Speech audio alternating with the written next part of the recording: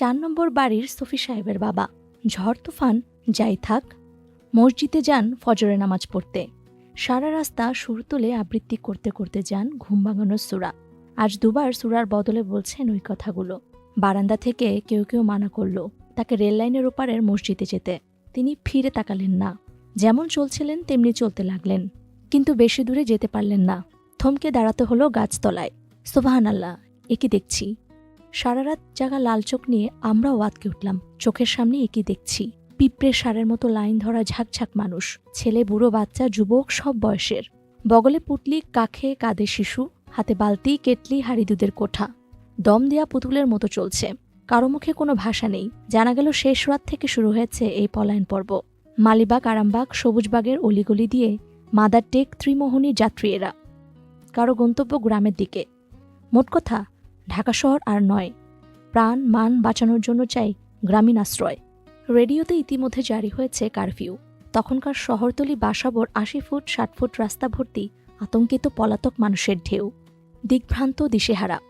গত দ্বিতীয় বিশ্বযুদ্ধের পর শুনেছিলাম জাপানি বোমার ভয়ে লক্ষ লক্ষ রেঙ্গুনি নাগরিক পায়ে হেঁটে দুর্গম বন জঙ্গল জলা পেরিয়ে রওনা দিয়েছিল বাংলার পথে। তখনকার সিনেমার পর্দায় যা চিত্রায়িত দেখেছি, তার প্রত্যক্ষ পুনরভিযান যেন দেখছি চোখের সামনে। তার চেয়েও করুণ। শত্রুপক্ষ নয়, মিত্রপক্ষের বিশ্বাসঘাতকতার আগুনে ঝলসানো আদম সন্তানেরা। শিশু, বৃদ্ধ, রুগ্ন আত্মজনের হাত আঁকড়ে কিংবা সামান্য মালামাল সম্বল হন্য জনপ্রবাহ ছুটছে গ্রামের দিকে। কোথায় কিংবা কবে ফিরবে কোনো ধারণা নেই। আমাদের প্রশ্নের জবাবও কেউ দিচ্ছে না।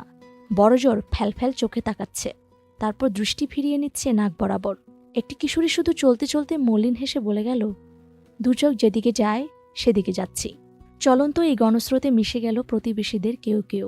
ভয় এতে আরও বেড়েছে। তবু সরে আসা যাচ্ছে না বারান্দা থেকে। সকালে আজ ঝি আসেনি। ওর স্বামী এসে নিয়ে গেছে কাপড় চোপড়, কলের পানি, চপলমতি। এই আসছে এই যাচ্ছে। তার মধ্যেও কেরোসিনের চুলোয় চায়ের পানি বসাতে হয়, রুটির জন্য মাখাতে হয় আটা। এই ফাঁকে রাস্তা পার হয়ে যায় বাবার খবর নিতে। কিছুদিন আগে একবার হার্ট অ্যাটাক হয়ে গেছে। রাতে কতবার মনে পড়েছে তার কথা, কিন্তু যাবার উপায় ছিল না। রোজ সকালের আলোয় বেতের চেয়ারে বাবা বাইরে বসে থাকেন। আজ বসে ঘরের ভেতর বিছানার ওপর, চোখ দুটো একেবারে বসা। তবু যেন বিশ্বাস করতে পারছেন না এখনও এমন অবাস্তব বাস্তব হতে পারে। ৭০ বছরের সুদীর্ঘ জীবনে তিনি বড় তুফানের মতো মহাপ্রাকৃতিক বিপর্যয় দেখেছেন। দ্বিতীয় বিশ্বযুদ্ধের তাণ্ডব, মনন্তর, রায়ট, দেশ বিভাগের খণ্ডকালীন ভয়াবহ সময়। কিন্তু ঘটনা যত নির্মম নিষ্ঠুরী হোক, সবটার পেছনে যুক্তিগ্রাহ্য কারণ থাকত। গত রাতটা যুক্তিহীন, ব্যাখ্যাহীন।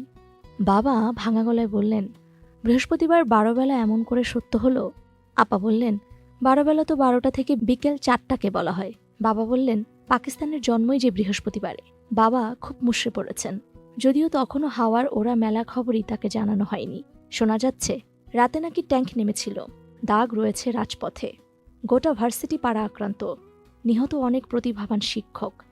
অধ্যাপক মনির চৌধুরী, কবির চৌধুরী, ডক্টর গোবিন্দ দেব, জ্যোতির্ময় গুহ ঠাকুরতা, আরও কিছু নামের মানুষকে নাকি বিদায় নিতে হয়েছে পাঞ্জাবিদের হিংস্র গুলির মুখে। শোনা যাচ্ছে বেঁচে নেই সুফিয়া কামাল, নীলিমা ইব্রাহিম। কলিং বেল বাজিয়ে ঘর থেকে ডেকে নিয়ে তাদের নাকি হত্যা করা হয়েছে। হলে হলে কাতার ধরিয়ে দাঁড় করিয়ে বহু ছাত্রের জীবন নেওয়া হয়েছে রাইফেলের মুখে। আক্রান্ত ছাত্রীবাসের মেয়েরা ধর্ষিতা হয়েছে, নিহত হয়েছে, আত্মহত্যা করেছে। গতকালের মিছিলের প্রতিবাদের ব্যারিকেডের শহর আজ লক্ষ লক্ষ মানুষের লাশের শহর। কদম গাছতলায় দাঁড়িয়ে পথের দিকে তাকিয়ে আপা প্রতি মুহূর্তে ভিড়ের ভেতর আশা করছেন দুলাভাইকে। আর ঘড়ি ঘড়ি আফসোস করছেন, কাল কেন তাকে রেখে তার কথা শুনে একা চলে এসেছিলেন, কেন ধরে আনেননি জোর করে। মহাতঙ্কের প্ল্যাটফর্মে দাঁড়িয়ে তিনি ভুলে গেছেন স্বামীটি তার বাণিজ্য পাগল। যান যায় যাবে, তবু ব্যবসা ঠিক থাকা চাই। ফজল আপার তরুণ ছেলেটি ২-৪ জন সমবয়সী সঙ্গী জুটিয়ে রওনা হতে চাইছে বাবার খোঁজে মোহাম্মদপুরের দিকে। বুঝিয়ে সুঝিয়ে ওকে থামানো গেল। আলাউদ্দিনের দল বাড়ি বাড়ি ঘুরে কয়েকদিন আগে ওড়ানো বাংলাদেশি পতাকা নামিয়ে ফেলতে নির্দেশ দিচ্ছে। মার্চের শুরু থেকে সব বাড়ির ছাদে উঠছে ওই নিশান। সেটা নামিয়ে দেয়াল থেকে নামানো হলো শেখ মুজিবের ছবি। কিন্তু সেগুলো নষ্ট করতে কিছুতেই মন চাইল না। অথচ এই দণ্ডে এসব অস্তিত্ব প্রাণঘাতী। কি করি ভাবতে ভাবতে বুদ্ধি এলো। পলিথিনের ব্যাগে সেগুলো ভরে পেছনের ঝিলের কচুরি বনের ভেতর ডুবিয়ে রাখা হলো নিশানা রেখে। শেখ মুজিবকে নিয়ে হাজার প্রশ্ন, উত্তেজনা, উৎকণ্ঠা। তিনি কোথায় কি অবস্থায় আছেন কেউ বলতে পারছে না। 26-এর দুপুরের দিকে শোনা গেল মেলা খারাপ খবর। সে সময়ের গণমানুষের মুখপত্র ইত্তেফাক অফিস পুড়িয়ে দেওয়া হয়েছে। নাইট শিফটের অনেক কর্মীর ঝলসানো দেহ পড়ে আছে ভেতরে। সরকার বিরোধী অন্যান্য পত্রিকা অফিসেরও নাকি একই অবস্থা। তখনকার 3 আসামি রবীন্দ্রনাথ, শেখ মুজিব, শহীদ মিনার নাকি কামান দেগে গতরাতে মাটির সঙ্গে মিশিয়ে দেওয়া হয়েছে। আক্রান্ত বাংলা একাডেমি ভবন, বর্ধমান হাউস। রাজারবাগ ফাঁড়ি থেকে ফিরে যাবার পথে মগবাজারের রাস্তার দিকের বাড়িগুলোতে এলোপাতাড়ি গুলি চালানো হয়েছে। কোনো কোনো জানালায় খুলি উড়ে যাওয়া মানুষের মৃতদেহ। বাইরে থেকে ঠুকরে ঠুকরে তাদের ঘিলু খাচ্ছে কাকের দল। ওদিকে কমলাপুর রেল স্টেশনে সার ধরে দাঁড়ানো বদ্ধতার বগি, একটা শুধু দরজা খোলা। এখনও নাকি সেটাতে মরা মানুষ বোঝাই চলছে। সবকটা ভরা হলে রাতের অন্ধকারে চলে যাবে নদীর দিকে। প্রত্যক্ষদর্শী ছেলেদের কেউ কেউ বগি চুয়ানো রক্ত দেখে এসেছে। শুনেছে মৃতপ্রায় মানবের আর্তগোগানি। দিনরাতের লাগাতার কারফিউ নাকি হাজার হাজার নিহত মানুষকে গুম করার জন্যই দেয়া। মূল শহর যত ফাঁকাই হোক, শহরতলির রাস্তাগুলি পলাতক আদম সন্তানের সয়লাব। চলার বিরাম নেই দিনভর। সেই স্রোতে কারফিউর ফলক কোথায় ভেসে যাচ্ছে। এদিকে লক্ষ্য করার মতো সময় নাকি এখন খান সেনাদের হাতে নেই। বাঘা বাঘা অপারেশন তাদের হাতে। সার্বিক নির্মূল অভিযানে ব্যস্ত তারা। সারাদিনে 2টো চাল ডাল ফুটিয়ে বারান্দায় দাঁড়িয়ে ছিন্নমূল আতঙ্কিত মানুষ যত দেখছি, রাগে দুঃখে ভয়ের সময় তত ভারী হচ্ছে। সন্ধ্যা নামতে পথঘাট জনশূন্য হয়ে গেল। বুট মটরের মতো সারাদিন গোলাগুলির আওয়াজের বিরাম ছিল না। রাত হতে তা বাড়ল। মাগরিবের পর আপনা আপনি সব বাড়ি অন্ধকার, চুপচাপ। অচিন বিপুল বিভীষিকায় আচ্ছন্ন গোটা শহর। কি জানি কি হয়। আইন শৃঙ্খলা বিশ্বাস যেখানে ভেঙে গেছে, সেখানে দমে দমে সংশয়। কি জানি কি হয়। কখন কার কপালে নেমে আসবে ধরপাকড়, নির্যাতন, হত্যা। লাগাতার কারফিউ, তার ভেতরও আলাউদ্দিন, হাবিবপাড়ার যুবনেতারা চষে এসেছে গোটা শহর। হাওয়ায় ভাসছে যা, যেমন শোনা গেছিল, বাস্তবটা তার চেয়ে ভয়াবহ। বিশ্ববিদ্যালয়ের পল্লীর অবস্থা অতি করুণ। শিক্ষক, ছাত্রছাত্রী, কর্মচারী, তাদের পরিবার নিয়ে লাশের সংখ্যা গণনার বাইরে। কিছু দুশ্মনরা মাটি চাপায় গণকবর দিয়েছে। বাকি পড়ে আছে এখানে সেখানে। মধুর ক্যান্টিন নেই, মধুদাও নেই। হাসপাতালের মর্গে মৃতের স্তূপ। আহতরা বেডে, করিডোরে গিজগিজ করছে। আলো নেই, পানি খাবার, ডাক্তার, নার্স, কে কোথায়? ভাঙা শহীদ মিনারের সিঁড়িতে সারাদিনের রোদের তাপে ভাজা ভাজা হচ্ছে মৃত মানুষের বহর। পোড়া পত্রিকার অফিসে লাশের সঙ্গে নাকি জীবিত মানুষ আটক কারফিউর জন্য। কাল রাতে লেলিহান আগুনের শিখা দেখেছিলাম। সেটা নয়াবাজারের কাঠের গুদামে আগুন লাগিয়ে দিয়েছিল। ঠাটারি বাজার সহ পুরনো ঢাকার কিছু মহল্লা হায়ানাদের আক্রোশে ছিন্ন ভিন্ন। অত্যন্ত ক্ষতিগ্রস্ত হিন্দু অধ্যুষিত এলাকা শাখারিপট্টি। রাজারবাগ পুলিশ লাইনে টিন শেডের একটি ঘরও আস্ত নেই। ফুলবাড়িয়া রেললাইনের ধারের বস্তিপুরে অঙ্গার। এত এত জরুরি মর্মান্তিক খবর, অথচ সংবাদবাহী যন্ত্র বেতার চুপচাপ। সকালে কুরআন তেলাওয়াতের পর কিছু দেশাত্মবোধক সঙ্গীত। 9টার পর জারি হলো অনির্দিষ্ট সময়ের জন্য কারফিউ বার্তা। মার্শাল ল জারি হয়েছে। নিয়ম ভাঙার শাস্তির বিবরণও ফলাও করে দেয়া হলো ইংরেজি ও উর্দুতে।